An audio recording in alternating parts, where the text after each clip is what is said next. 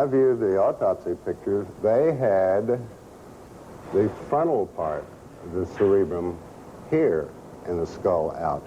So when the picture was taken, you think they pulled the skin back up over this wound? That's the only thing I can postulate, because the back of his head was gone. This was a huge hole.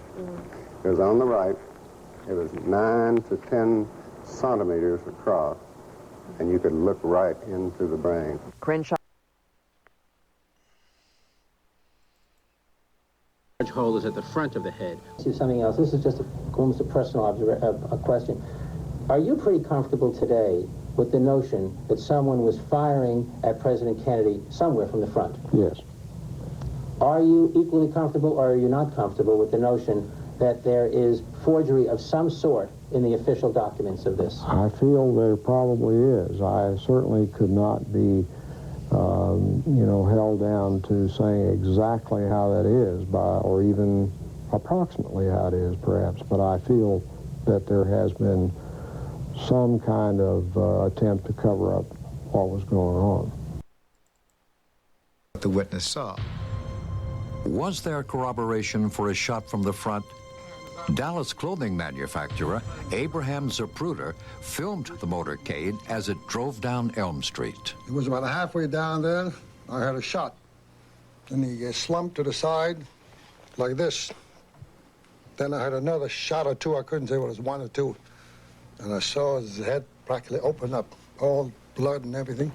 And I kept on shooting. 2 days after the assassination, Life magazine bought the infamous Zapruder film. Its moving images were not shown to the American public for 12 years.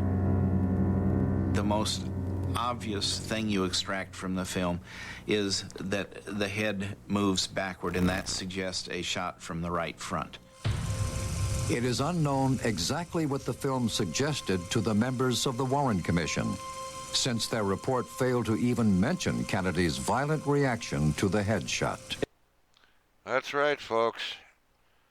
The Warren Commission never even mentioned the headshot.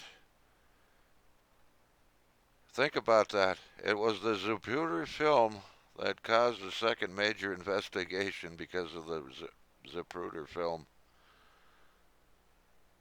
Because of that headshot. And the Warren Commission never even commented on it. Just pathetic.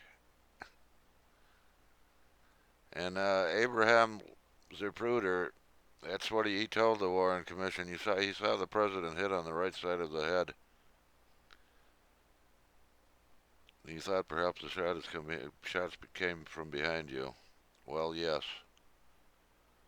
So, that was his testimony to the Warren Commission. There was one little problem, though. He had a camera in front of his eyes. Let's continue.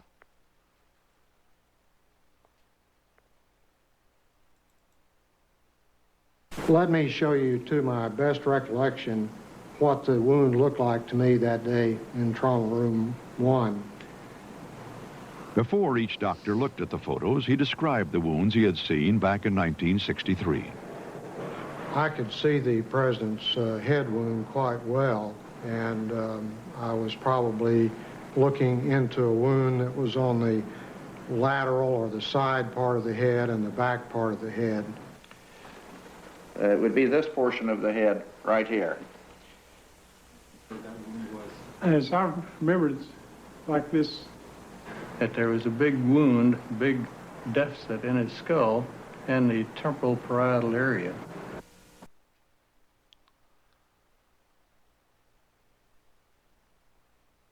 Now, here's what the Warren Commission in their autopsy, they claim the autopsy showed. A small little wound in the back of the head. Yet on the Mormon photo, as we go in, take a closer look, I did many years ago. Something very unusual you see here. Here's somebody else that has examined this.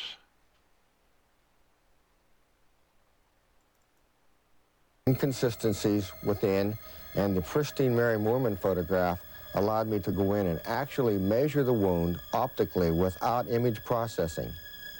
As we go into the wound and as we expand the wound and magnify it, you can see that the pixel elements, or each one of these little dots, is represented by dark squares or light squares. Now, if there were no wound in the rear of President Kennedy's head, all of the squares would be the basic reflective value or the basic shade of gray that his normal hair coloring would be on this day.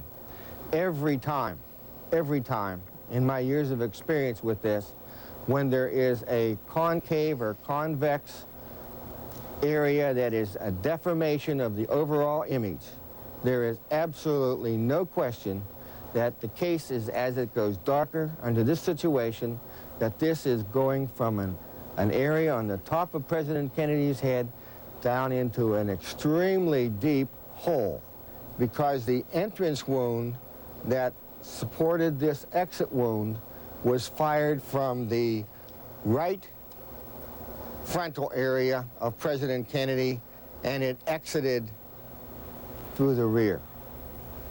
Instead of trying to find shooters or gunmen in the photograph. Well, I have tried to find shooters in the photographs, and I found a few other things too. Now,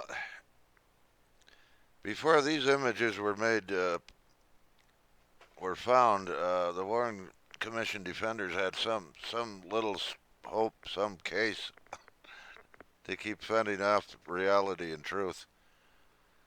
But even with this truth before their very eyes, they're still trying to deny this fact.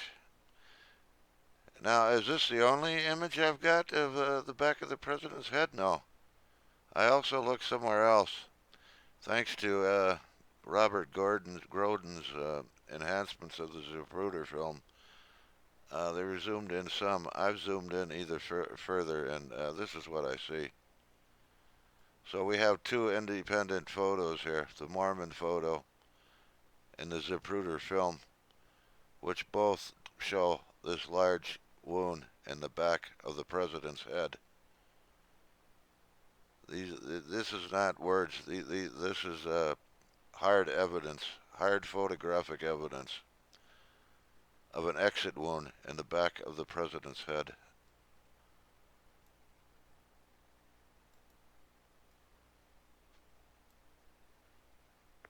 Now they can deny that. They could deny anything. The large hole is at the front of the head. See something else. This is just almost a personal a question.